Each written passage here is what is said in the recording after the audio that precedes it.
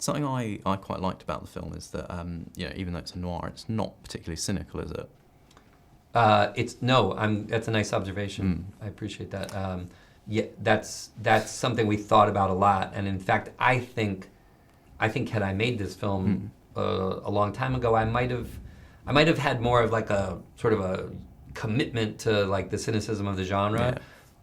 Part of me having a little more time with it, the times we're living in sort of shifting and changing around us in certain ways, is it gave me a real pause, like the idea of being dark for dark's sake. I sort of felt like today, like we don't want to communicate apathy or cynicism. I want to communicate about like people who have their own struggles still need to, when they encounter power and the dark things that power is doing, they need to be heroic and act against it. I mean, I suppose that sort of touches on what I was going to ask next, which is that obviously a lot of the ideas in the film resonate today in a way that they didn't when you started writing the screenplay.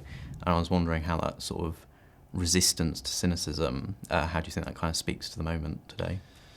I think, Tom York's song in the film, Daily Battles, brilliant. it captures it captures a lot of that very poetically to me, because he's essentially saying, we're all in the middle of struggles, and it sometimes feel like he has that line, the other side has no face. It sometimes feels like this is all just enormous, and where do I even begin, in a way?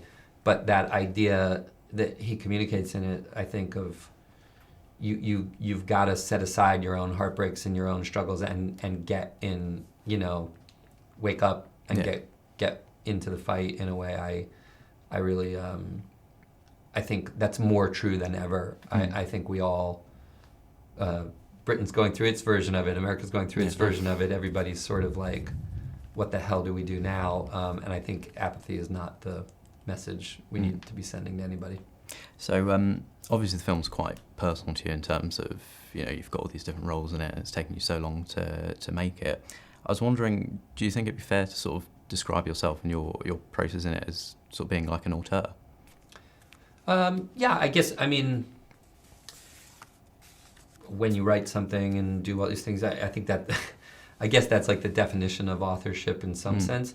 On the other hand, the only thing I've never liked about kind of the notion of auteur cinema, I get it. On the other hand, as a director, even as an author, what you do is you sort of propose this sort of crazy idea, and what makes it a reality is all these different people and their talent sets, a great cinematographer, a great production designer, an amazing cast, like the visual effects guys who are able to do what we did for less money than ever in history. You know what I mean? It's like it's such a collective effort, and really, as an author, what you're doing in a lot of ways is just getting people to have the same sensibility about it, so that they're applying their talent toward the same cohesive vision. You know what I mean? And it is such a group effort that I always feel like it's really funny when people stand up, they win awards, and they thank people. Sometimes it seems cliche, but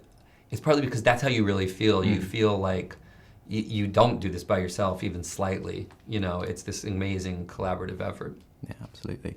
So just finally then, what's the most important thing you'd want someone to take away from watching Motherless Brooklyn?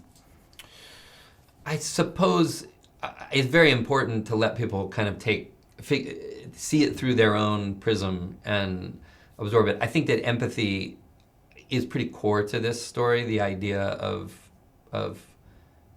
that everybody needs someone looking out for them, and that we've got to all be connected to empathy. That things get pretty dark when you're not.